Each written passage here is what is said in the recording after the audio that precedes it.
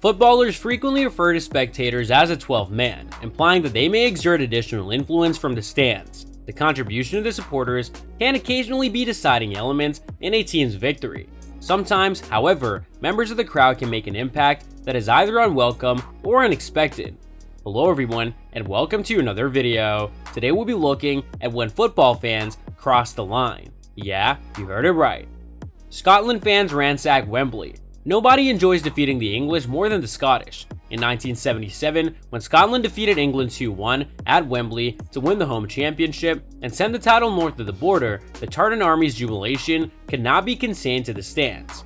In the ensuing pitch invasion, thousands of fans surged onto the field. Many picked out parts of the sacred grass to take home as mementos. And in one of the most memorable football pictures of the 1970s, a supporter caused the goal frame to split in half by climbing atop the crossbar.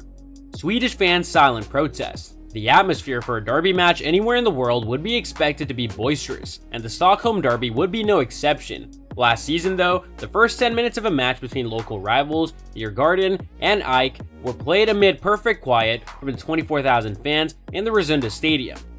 The supporters were protesting what they perceived to be demonized by the media and authorities, and exploited by their clubs. Although they were silent, their message was heard. Doctor at White Hart Lane helping revive Mwamba. In March, Fabrice Mwamba, a midfielder for Bolton, fell in the middle of the White Hart Lane pitch during an FA Cup match against Tottenham. The football world was horrified. When it was announced that the player had been resuscitated in the hospital, the distress was replaced by relief. In the expressions of gratitude for those who helped him survive, it was revealed that one of those individuals was a Spurs fan. Andrew Diener, of course, was more than that. He was also a consultant cardiologist at the London Chest Hospital. He assisted emergency personnel with Mwamba's initial care.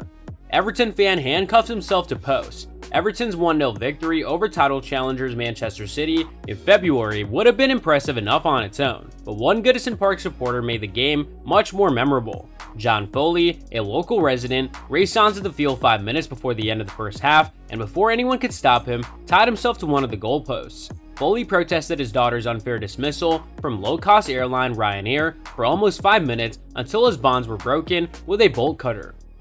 Fans star in first Wembley final. Since 1923, when the inaugural FA Cup final was contested there between Bolton Wanderers and West Ham United, Wembley Stadium has been the usual site of the competition. The game has been known as the White Horse Final, but approximately 300,000 spectators in the stadium who were just adjacent to the field also left their mark. Players became engulfed in the crowds at the perimeter of the field, and the game had to be halted when the crowds could no longer be restrained and overflowed onto the field. The second goal of Bolton's 2-0 victory was awarded despite West Ham's protest that the shot had rebounded off the goalpost. The official determined that it had instead bounced off a spectator.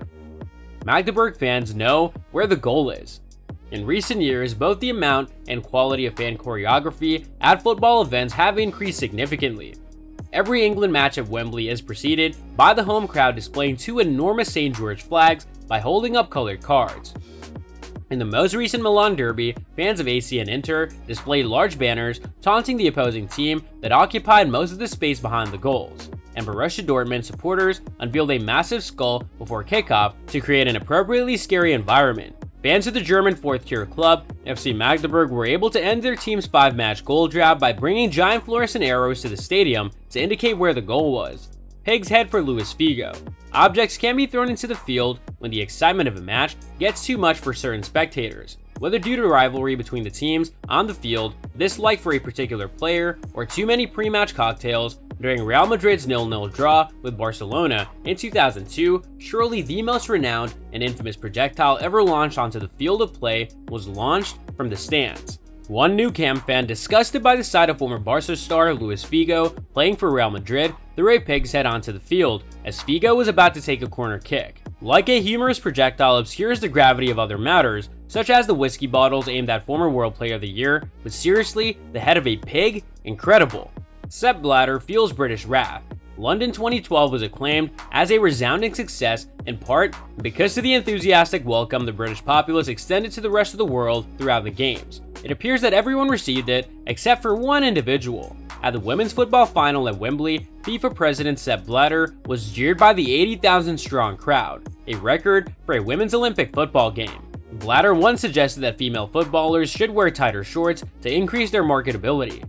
Blatter was also referred to as the Swiss family's robbing son on a placard in the crowd, a clever play on the words that summed up how the British public thinks about the most powerful man in football.